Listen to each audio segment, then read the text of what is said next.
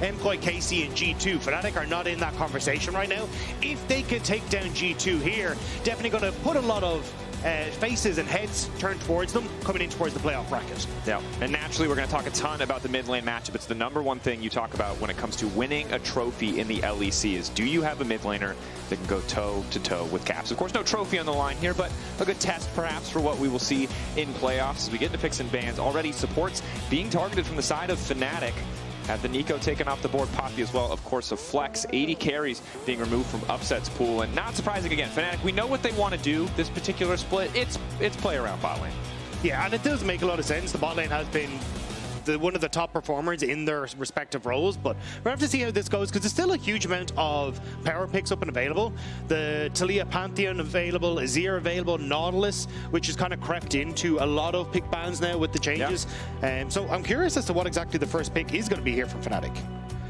Taking their time on the final ban here is G2. It will be the Gwen. Okay, so leaving open the potential for a high prio top lane pick. I've seen a lot of Jason the last few days. It is mostly from Adam. Rumble has also been a quick go-to for Fnatic, but I'm going to be honest, it has not looked great. In the team play, it's been fine, but the early lane, Oscarinin has been dropping a lot of unnecessary deaths. So instead, it's going to be Azir for Poby, setting him up to kind of be that star, to be that carry, his second game of Azir here in the LEC. So I'm curious if G2 want to immediately go for the Taliyah Pantheon here, because my mind is thinking ahead where this pick could potentially come out into something like an Ambessa.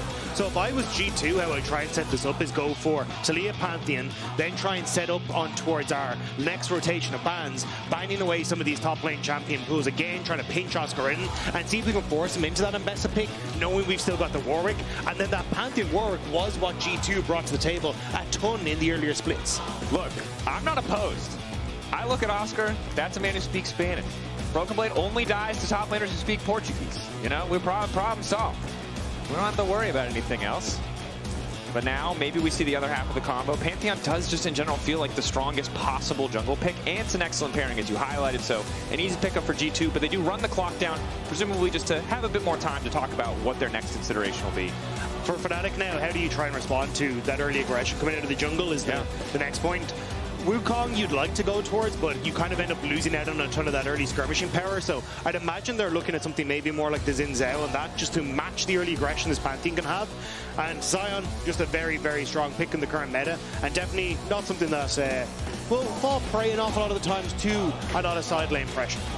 Usually something we see banned, actually, in the first three from one of the sides, usually blue side as well, but this time they've allowed it to go through. So while G2 do have a priority, mid-jungle pairing, now it's a pretty safe top lane matchup for Oscar. And the second you see the Sion, Jarvan now as well. So some good early engage options. It's a good lockdown for immobile champions like the Taliyah. The other thing I'm looking at is, what does the 80 carry pool look like? What are swaps going to look like? Because that is often the big strength of Sion that we talk about. Imagine they're going to look for some sort of hyper-scaling AD carry, like Jinx kind of comes to mind, to set themselves up, and then you've got good team fight potential coming through, great late game scaling already, and you can kind of enable that Jinx, as you say, through these swaps to start to scale into that later portion of the game. Oh! G2 though, go for hyper aggression. Yes. I'm so sad that Finn is not here today. This is actually... there has never been, never will be, probably a more qualified person to talk about this matchup on any broadcast than Finn would be to talk about Kled. Yeah, I can't give you the actual details of the matchup specifically, but one of the things that Finn was actually really hyped about for the change was how his rage ends up stacking for a lot of the times to get Skarl back. If you end up getting knocked off of Skarl, you can very quickly get back on. It's the immediate pickup when you hit that 100% on the bar, but also the fact that you can end up your auto attack stack in instances of 5. Yep. So you no longer end up like 98 of your bar. You end up at 100% of the bar much more often. Plus, if you end up going for that Titanic Hydra, you can end up getting 4 attacks, plus then having the Titanic Hydra proc, and 1 full shot of your Q will now remount you as well, which makes it very quick and more reliable to try and get back on towards your Skarl as well. So this is going to be a very fun matchup to watch, but also one that I think is going to get a ton of pressure from G2 to try and start that snowball. Yeah, and I think Kled the kind of champion who, especially against a Sion who is so immobile, you leap in, very easy to land. The bear trap, the Pantheon is there. you can find yourself dropping down incredibly quickly. So double 80 topside does make at least itemization for Oscarinin a bit easier, right? Probably just get tabbies early on or steel caps, get some armor, hope to just weather the storm, but the 1v1 is going to be tricky. Now, double 80 carry bans, triple 80 carry bans in the second phase, and Rakan coming out as well. Maybe just trying to take Labrov off of potential comfort. With the Xayah taken away, seems like just don't want to see some of those hyper carry options.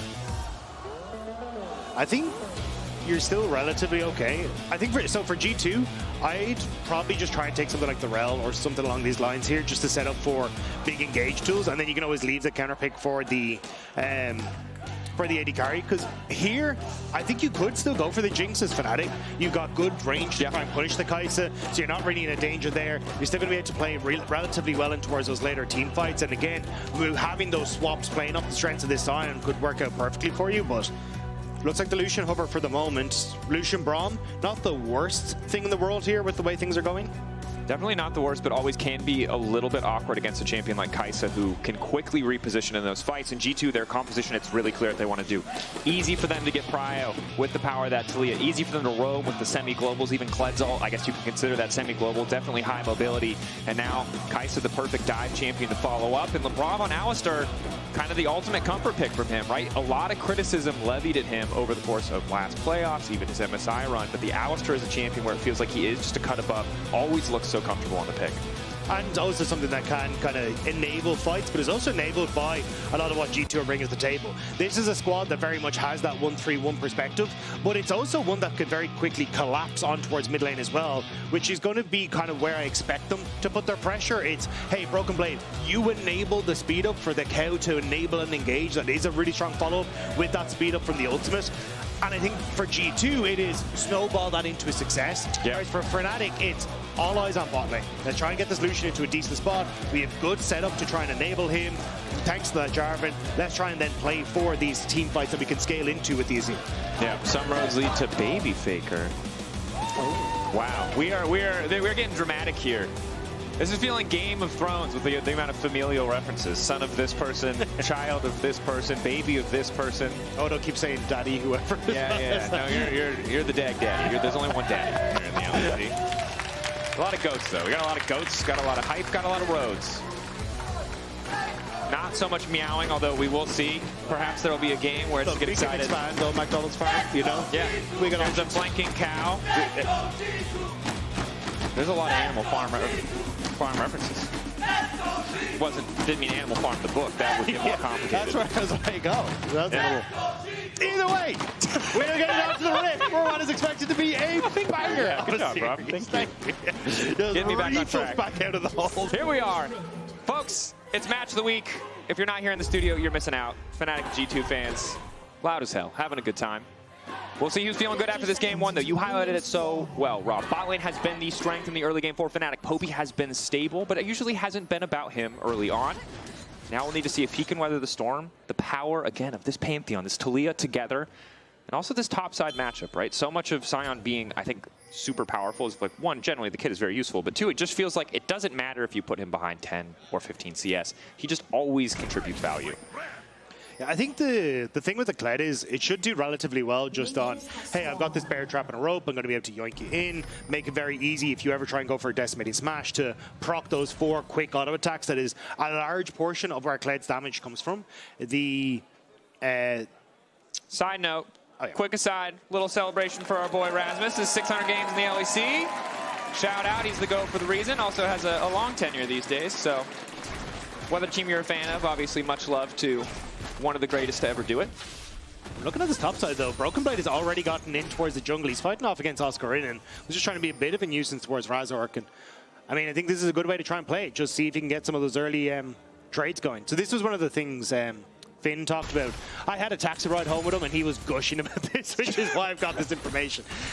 Essentially what you want to try and do as Kled into a lot of these matchups is try and trade hyper aggressively level 1, because even if you go even on the trades, because you end up having the bear trap and rope at the end of the trade to pull the person back in, most of the time you're able to remount and then you just have a more effective HP bar because you get all that health back. So you can see BB now actually going to take the W and get a decent trade here. I mean, massive chunk of damage. Even when he demounts, of course, I think one of the things that can make this matchup tricky is very often the champions that are good into Kled have multiple opportunities for kill pressure, right? You need to demount him, and then you need to be able to re-engage when he's demounted to finish the job. And Sion kind of gets like one shot, right? Once he has ulti, he can jump in, then you're going to get the demount, and you're kind of out of cooldowns. So it seems so easy for Broken Blade once you get out of these first few levels as well. Also keep my eyes on junglers, both moving down towards this bottom side. You've already got push for upset and Mikyx. Poby gonna get shoved in by Caps, so maybe a bit of a scuttle fight before our eyes, but I imagine more so just Razork gonna need to sit down on this bottom side to make sure that this freeze doesn't happen here for Hansam and Labrov, and they actually get this wave crash. Now, however, it's the calm period of the game. Thing I, love about League of Legends is when people start fist fighting, but you gotta respect that Broken Blade knows what I want, and he's gonna give it to me. Although this is not... Okay, that was a pretty nice backstep. This is actually how you want to play it. So watch, you're gonna get the remount here in just a second. Should get the, there you go, and then you just won the trade, right? Because you get all the health back on the style. So maybe he's doing grand here. Feeling pretty good. It didn't. I wasn't quite sure how quickly he was gonna be able to remount there, but gets those last few hits. Auto attacks, waits for the W to be up and available, right? Makes it look pretty easy as Fnatic, unsurprisingly, taking control of the bottom side of the map. They already had prio in the early levels. That's the power of the 2v2, of course, being able to counterpick against Hansama. It's also because Hansama and Labrov have set up this really nice freeze on the bottom side, which is why I think actually Razork kind of needs to show his face, which he is going to do now. Oh, I thought he was going to do now to try and break it. They set it up as the wave didn't crash properly on the third wave, so it's just been nice for Hansama and Labrov. They're just fine now farming under this turret and not having that long lane that upset Mikyx can chase them down in. Difficult, right? Whenever we talk about Lucian, I think people just think back to Lucian Nami days and think about, the electrocute burst damage. But obviously a champion who still, while he can be really strong in those short trades, would love to have that first item. Looks really strong once he gets just a little bit of gold under his belt. I permanently think of on the cutie pie whenever I see Braum and Lucian together. I'm not gonna lie. I remember. One of the OG combos is Labrov is diabolically overcommitted. They're now dashing, looking for the follow-up. Quick flash out, a bit extra movement speed means he's going to be all right. Stun on Hansama, good. But that's double sums down for Labrov in exchange for the heal of Fnatic. He's sticking around. Not sure what the Summoner Spellbook availability is like. That's heartbreaking for Hansama and Labrov.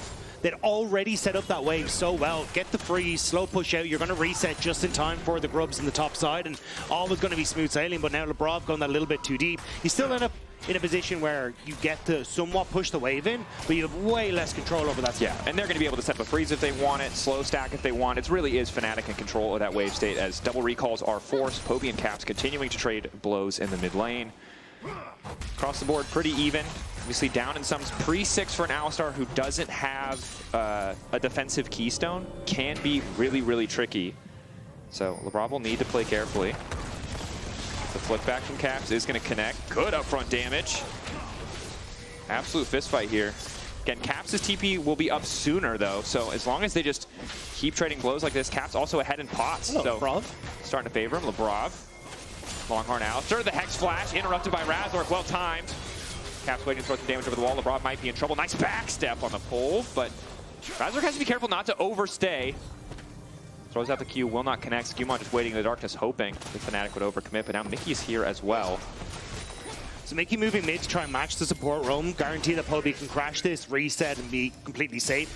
And you've also got Fnatic moving down towards this bottom side as well. Fnatic shoved out that bot lane, didn't get the full crash, and Hansama went to match. So now Fnatic want to try and match again with Razork coming in behind Hansama. Razork. Not going to commit the flash, but good damage onto Hansama. Mikyx will commit his, however. As now Labrov is getting things kicked off. Won't do too much here. Fnatic pulling away, just trying to crash the wave. Gives them an opportunity for a reset or for a Drake take. Mid lane relatively even, but bottom course will be a little bit delayed from the side of G2. For now, though, it just looks like the crab. Neither side able to get a big enough advantage, and neither side really wants to try to trade something else on the rest of the map. Although it has to be said, we looked away from top for a little bit. Never mind, we can't talk about top. Upsets in the game, I forgot, that's my bad. We have to talk about bot lane. There is a steady CS advantage building for Broken Blade on the top side. Oscarinin currently getting run down in lane based on what I'm seeing on the mini-map. And Razork trying to kick things off with the ulti. Hansama has to flash out to safety, but they want to keep things going. Labrov taken out. First blood for Fnatic. Just keep on hitting that bot lane till it works, and it damn well works. Fnatic set that up so well. Poby got the honey fruit, so he has the health of the mana to push out Caps. They get the mana advantage in the mid lane. Now you look at the bot side, they got that control already. So great, we can invade, shove SkewMond off, and then look for the play in the bottom lane. Really well orchestrated by Fnatic. Yeah, and for Fnatic, this has to feel so good because, again, so many... You know on paper when you draft a 2v2 like this that you should win lane, but for most of our teams, winning lane means a little advantage here, a little advantage there. It doesn't usually mean 700 gold this early in the game, but Razork able to set up, as you talk about, a whole team effort to allow that many plays to happen on the bottom side, and Labrov now shifting his attention to the top side. Resets coming out. Can't see if Oscar has ulti here, but this should favor him just a little bit as the sign ult will allow him to reset that much quicker. If you're G2, the fact that you're about to see Lucian on bot side means you should be able to just go immediately towards those Void Grubs, and it looks like that is going to be the plan. You always have Broken Blade, despite having no teleport, with that ultimate to regroup if need be. So for G2, you essentially have a numbers advantage, whereas for Fnatic, now you're looking at Razork moving down towards the bottom side. You need to look for some sort of dragon trade on the map here. Yeah. Keeping it going. Top side, though, still looking good. Is Upset Mikyx happy to just grab a few plates? Broken Blade, again, not under too much threat. Kled pretty fantastic in those tower dive scenarios. That's what I was going to say. The fact that you have the dismount and that invulnerability just makes it so difficult to try and play for anything here. So it is just Dragon for Fnatic for a trade for the top side. Yeah, but SkewMond obviously grabbing the 3 grubs is pretty big for this team. Taliyah solid on the side lane. Kled very strong, probably the strongest side laner we have in this game. Razork in the meantime will grab a Drake. So no Hex Tech still around means overall Drake value will be a little bit lower on average.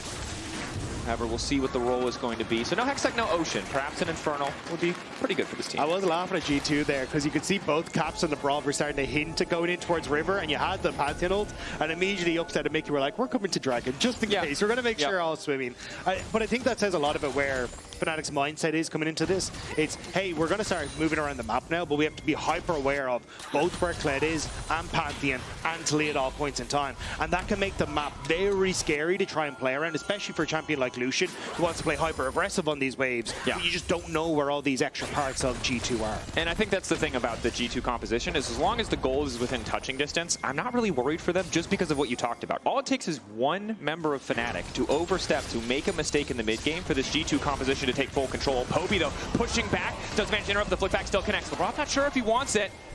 Still continuing to sprint forward. Caps doesn't have any mana, but here comes SkewMond. Razork going in, looking for the interrupt. Poke coming down from Poby, but there just shouldn't be a kill here. A lot committed mid. No, they want to keep it going. Get the flash out from SkewMond as well. Mikyx on the way in, but no ulti for himself. Just a few creeps away, though. G2 have to be careful. Battle once again for mid pressure. 3 members from both sides going mid, and not too surprising when you see the nameplates. Still, though, they kind of had that moment for Fnatic with Upset being able to shift down. They get the Summer Spell burnt on SkewMond back, which is nice, and I think what that play was for realistically. But Poby will be the new target for G2. Being flashless, the bird is a little bit less scary. That he is. Mikyx now at the level 6. Obviously a better disengage tool than an engage tool, but see if they can make it work.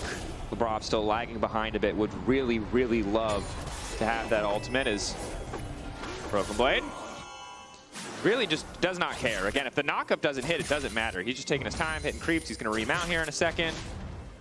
Does have the ulti as well, but I think he's happy to just chip away at Oscar enough that he can maybe threaten a plate. But you can see, like, he just gets so much health back. There's just, this looks unplayable. Yeah, I mean, I think this is giving us a good indication that it's not exactly the best of times for Oscarinin in the matchup. But again, this is part of the reason why I think they prioritize the Sion, right? We saw Oscar could be pretty solid in mid to late game on the Rumble, had some good ultis, but was making a lot of sloppy mistakes in the early game. And if there's any champion where you can afford to go down a little bit, it is Sion. I agree. It's just more of a how are Fnatic going to try? Sorry, how are G2 going to try? Ooh, flash. Ulti forces the flash out from Cap. Slipback does connect. Happy to have that sum trade though. Mikyx very aggressive use of the flash. With having the spell book, that's kind of a win for Mikyx. He's going to have more tools available. You now have at least another member of G2 flashless with Dragon up in a few minutes. Same when you look towards the Rift Herald as well. And I think that's really where Fnatic are eyeing up, is getting rid of these key spells. Ulti, charge for an extra bit of shield. Oscarinin still has the ulti of his own, waiting for him to demount. Q through, flash out from Broken Blade. Oscar stone cold.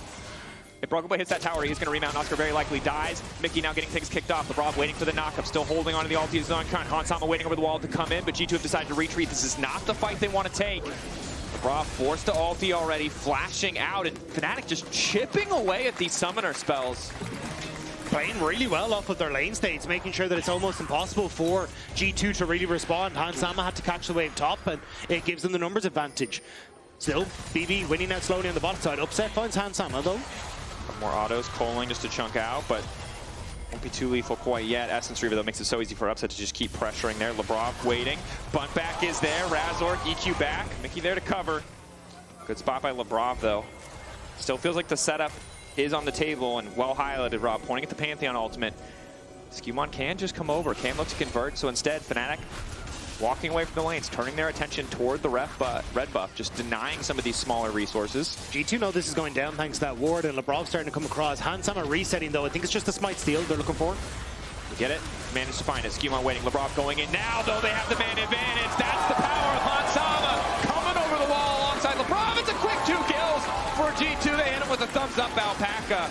Upset had gone back to lane. He thought the job was done. They thought they were going to get out, but G2 collapsed well, using that vision to snuff out everything Fnatic was going for. Again, we talked about it.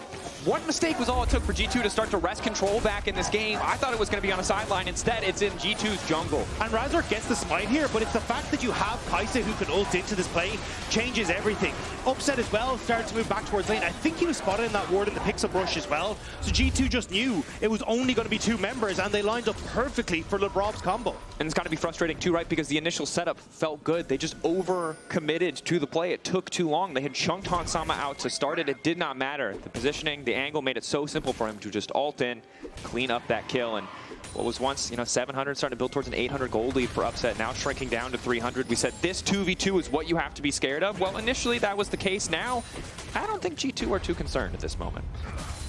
Also, just to do our breaking news top lane input. Titanic Hydra for Broken Blade as well, which is super nice for the Kled. This just means that you're very quickly able to get those auto attacks off, get the W's passive damage down, but also again, when you get knocked off of Skarl, this for 4 hits of your W plus a Titanic Hydra prop and a shotgun will immediately get you back on Skarl. So this is where you start to be able to trade way more aggressively in the matchup and making things a little bit more difficult for Oscarinin than they already have been. Yeah, and hopefully keep the wave pressure up as well, right? Oscarinin already has the Bomby Cinder, is stacking a decent bit of armor. See if a Black Cleaver comes through. Obviously double, essentially triple AD threats on the side of G2. We'll see how much AP Hansama opts for. So could be a good luck. It's also just the fact, at least from Broken Blade, you have health scaling now in the kit for Kled, which just makes going for something like that Black Cleaver as well just super, super nice. Yeah, just generally it feels a pretty good, feels-good item, right? If you're not a jungler, you don't need to build Sundered Sky, then Black Cleaver's always a solid choice. As Labrov finds a quick knockback, get the cooldown out of Mikyx. That's the Unbreakable, but he's still getting chunked away. Upset has access to the Coling, but they're already retreating. They recognize they're on the weak side. Credit to Fnatic, honestly. Ulti out to interrupt SkewMond. Exhaust is down, but the Aegis Assault blocks all of Upset's fall. Now it's the Coling coming out. Upset versus SkewMond. In the meantime, Poby's trying to make the difference. Turning back, flash to the wall. SkewMond healing up. That's the power of the Sundered Sky. SkewMond will finally fall, but now we win! The level up! God on his side! The fates favoring him in that clutch moment, as Poby will fall as well! The Sundered Sky sends Upset to heaven. SkewMond survives on the brink of HP. And G2 just constantly seem to be able to turn Fnatic back. And we know this is the power of their composition, but again, Upset and Mikyx know what's coming. It just does not matter. And even Mikyx there, trying to time that Glacial Fissure with the knock-up on the SkewMond, trying to interrupt the stun, but can't manage it. Under the Terror, Poby's dangling, but SkewMond, Sundered Sky prop, and Hansama to the rescue, saves him. And Poby knows his time is done. There's nothing else he can do here. I mean, incredibly close sequence. SkewMond again, walking away casually. On this good one. I didn't hear what that was said at all. I just laughed. I assumed he said something funny. I have no idea what he said. So I would say that things went from pretty good for Fnatic to rut-row.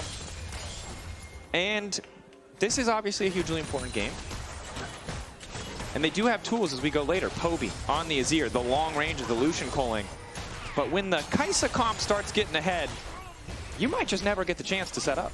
especially for a composition like G2's that wants to be able to push insides. You're looking at Caps already in that position, looking towards that top side.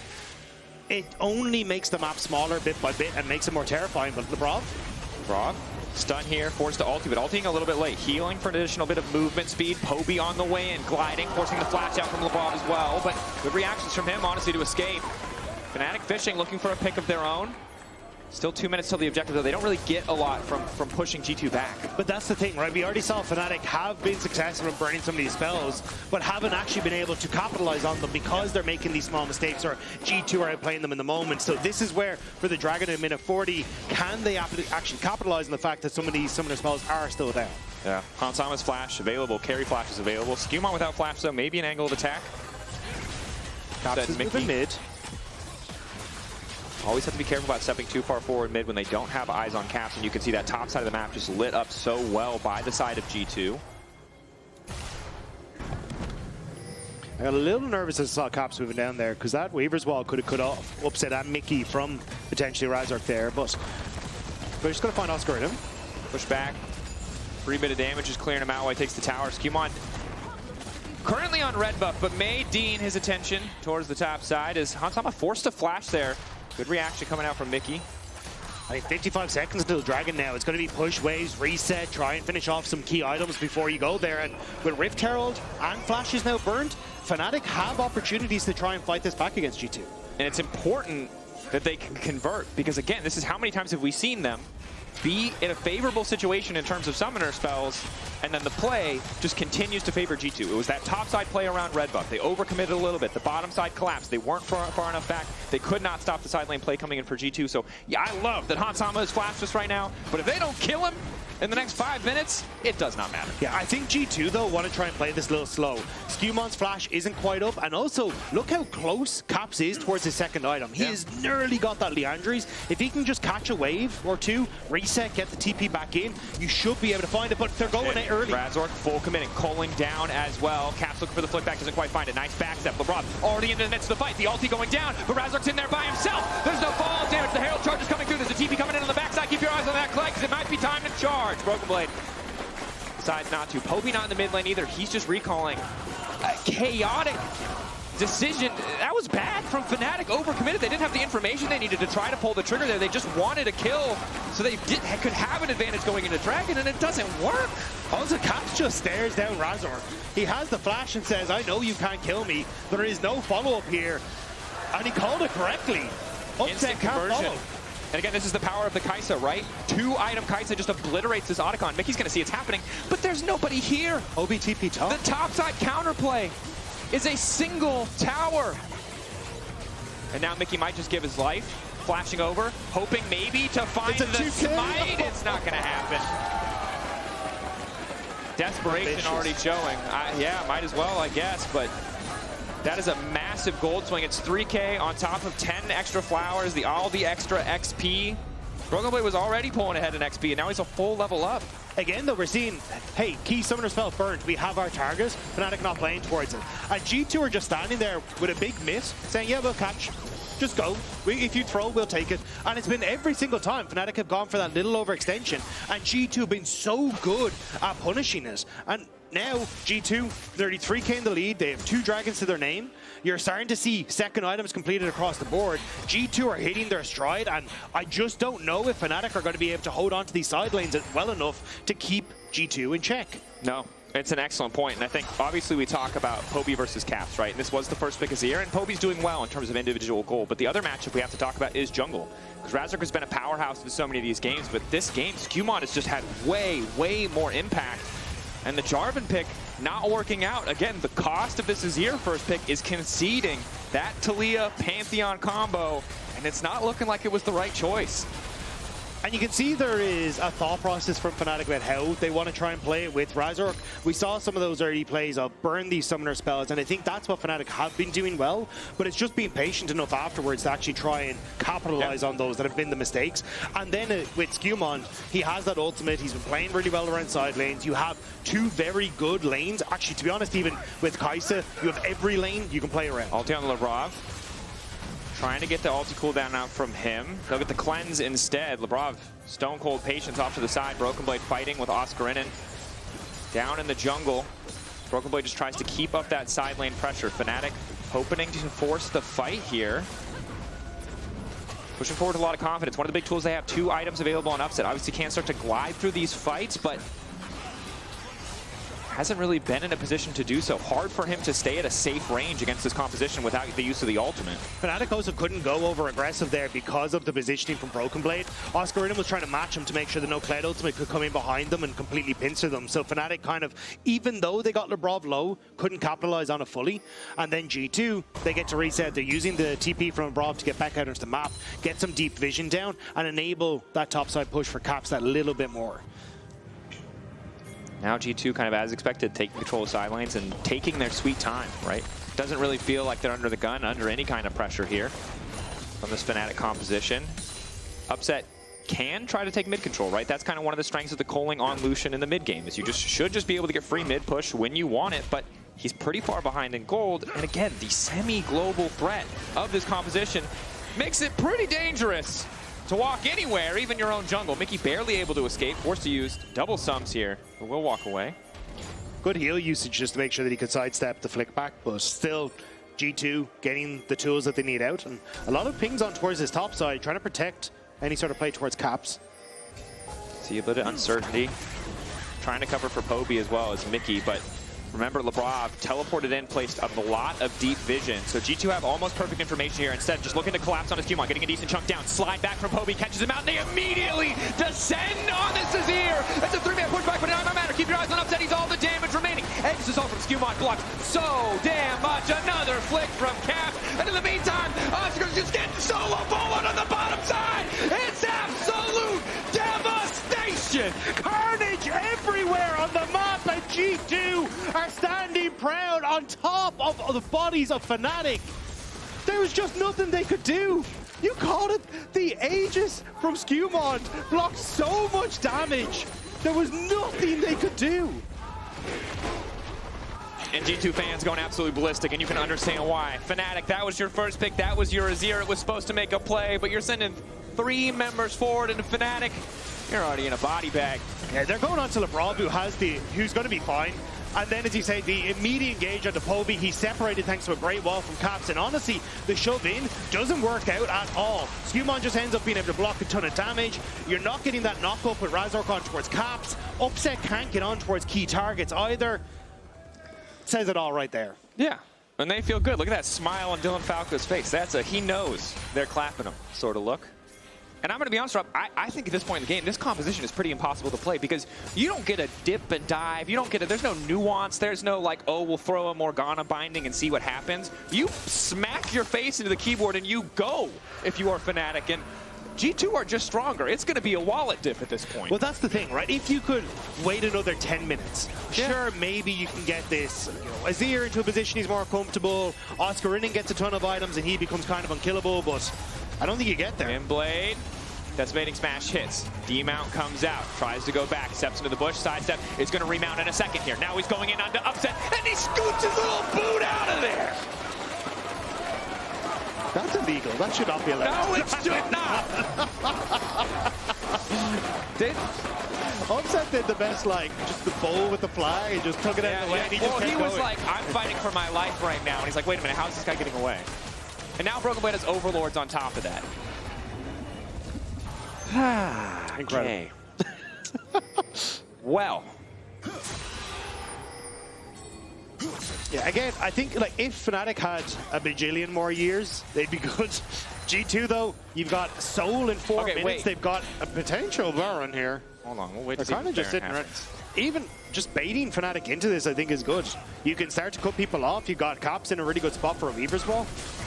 Going in full commit onto SkewMond. Lockdown is there. Broken Blade now looking for the re-engage. Poby off to the side, isolated. Caps coming in over the wall. The Azir finally backstepping, but doesn't have a lot of room to play now. It's G2's turn to re-engage. Mikyx backstepping already. Caps looking for the look back. Only connecting onto Poby. Hansama waiting, knowing he has to be careful with this cooldown. Broken Blade continues the retreat and just continues to hit people on the way. Flash up from Upset. Broken Blade likely to fall. Is he going to get the rebound? Oh, you get it! What the hell is this? Scarl finds his courage at the clutch moment. And Fnatic Oh, there's just not enough courage in the world for this team. That's the changes right there, baby! Broken Blade on sub 100 HP gets remounted, gets the kills, and skedaddles on back towards the Baron. I don't even... What is this?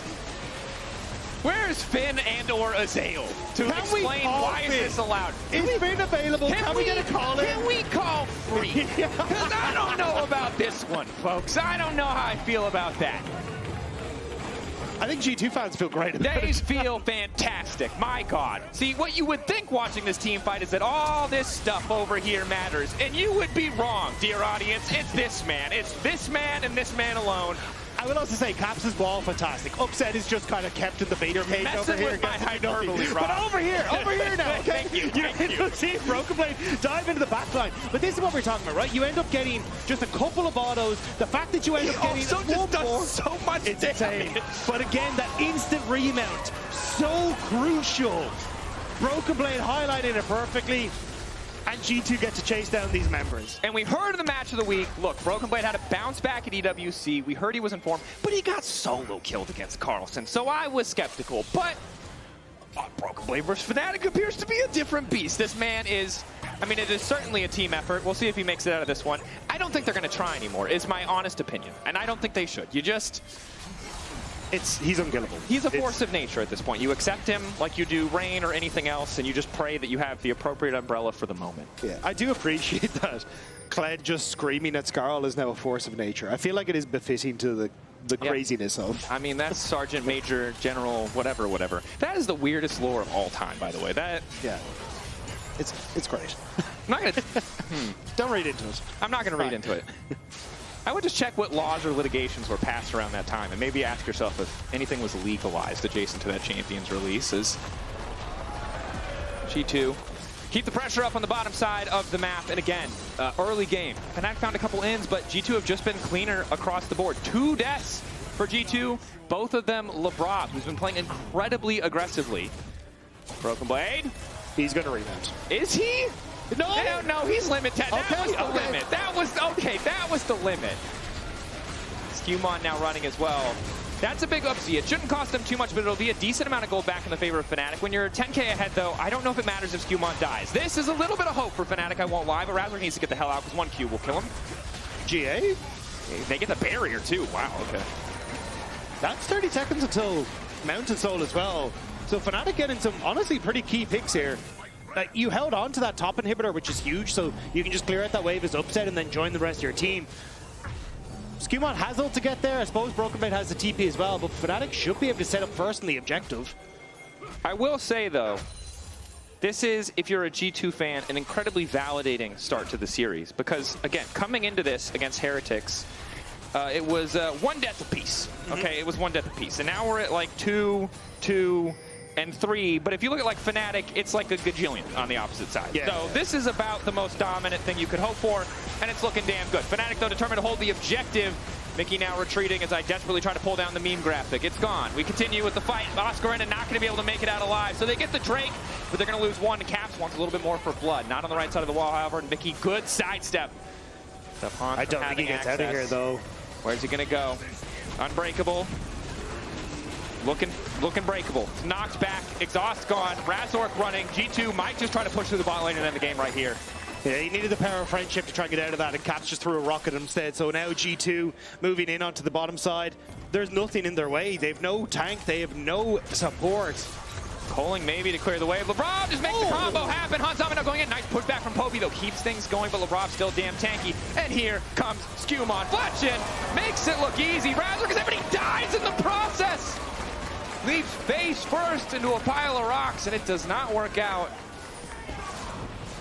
Fnatic sent back to the drawing board. Blue side, their plan, their strategy did not favor them. G2 finding the collapses, the angles, the fights. Engage after engage in this game 1. One final fight for G2, but no doubt they're going to claim this one. It's a 10k gold lead. Fnatic slaughtered where they stand, dropped in their own base. G2 dominant game 1.